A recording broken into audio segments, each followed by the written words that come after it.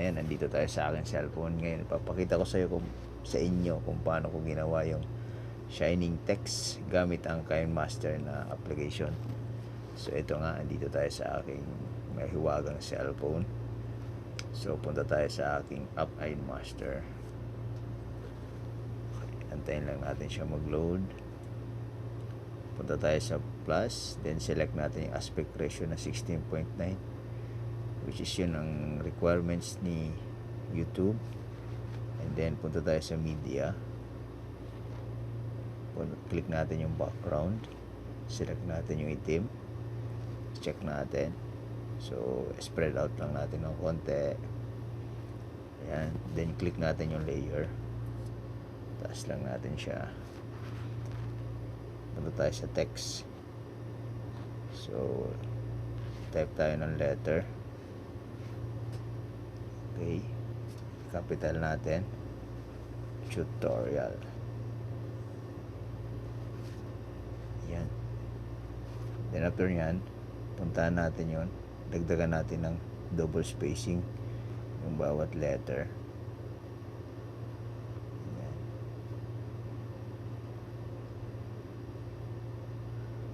Okay, then press natin yung okay. Spread natin ng konti para lumalaki-laki. Pili tayo ng font. Kayo guys, kung ano yung preferred nyo na font, yun ang gamitin nyo. So gagamitin ko dito is Roboto Bold. Press ko yung check, then afterwards check dito ulit. Okay, then check natin itong color. Pili tayo ng color. Sa akin, gagamitin ko tong gray na to. Ito, yung may 666 na yan. And press natin yung check. So ayan, may kulay na siya. Okay, play natin. So ayan, then after nyan, punta tayo sa layer. So, pili tayo ng media, select natin yung background, pili natin yung puti. So rotate natin siya. Ayan, straight. Then check natin. Okay, and then punta tayo sa cropping.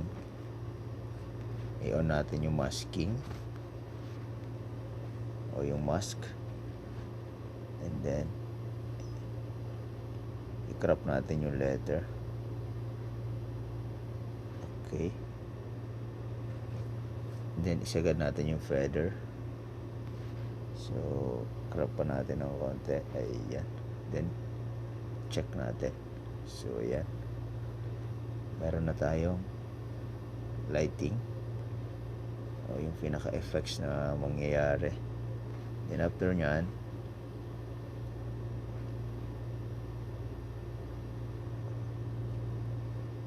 click natin,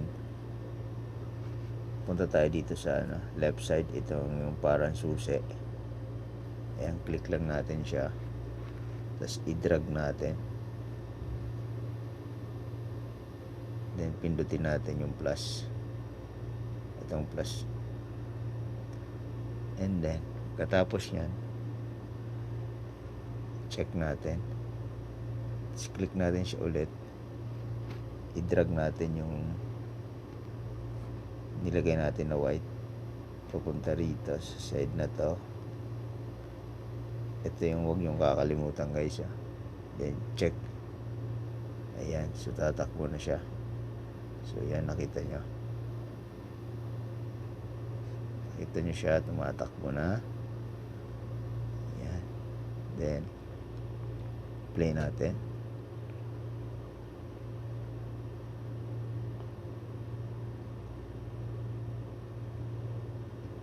Alright, so yun, pagkatapos natin, click natin yung ulit yung layer na puti, punta tayo sa blending,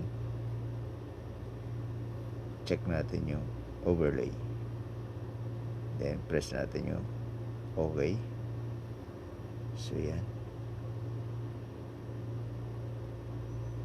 nakita niya, andun na yung effects.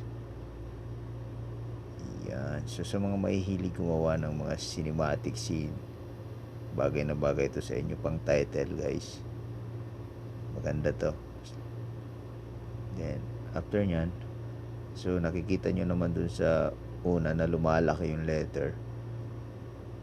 So palakihin natin, click natin yung layer na nilagay natin, then click natin ulit yung susi, tapos i-drag natin siya dito, pindutin natin yung plus, then check. Ayan. So pagkatapos yan, click natin siya ulit, i-drag natin siya, i-drag. Ayan, nakikita. Ayan. Ayan.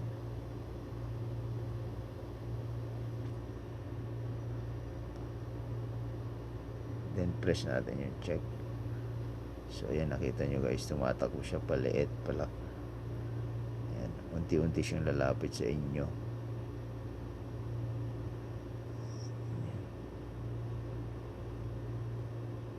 So ayan, pag nalagay nyo ng magandang sound effects yun guys, panalo yan sa mga vlogs nyo o sa mga ginagawa nyo pelikula kung meron man.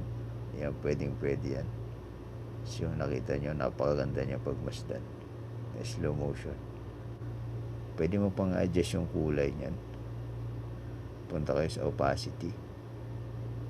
Yan, i-darken nyo yung yung tutorial para makita nyo talaga yung puti na tumatakbo. So yan.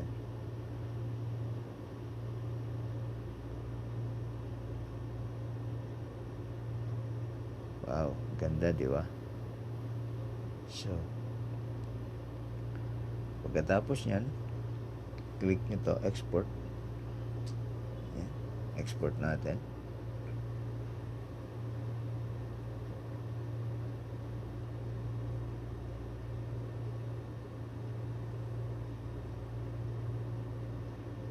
So tapos na.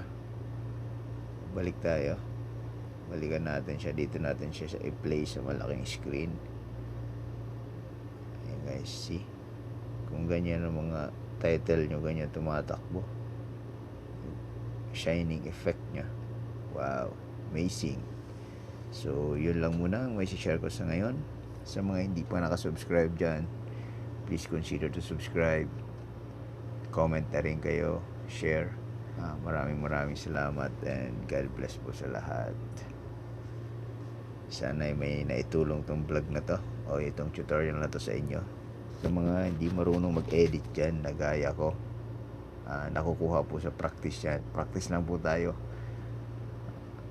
Bigyan natin ng panahon yung mag-practice mag-edit para sa mga susunod na vlogs medyo maganda yung editing natin. So maraming salamat.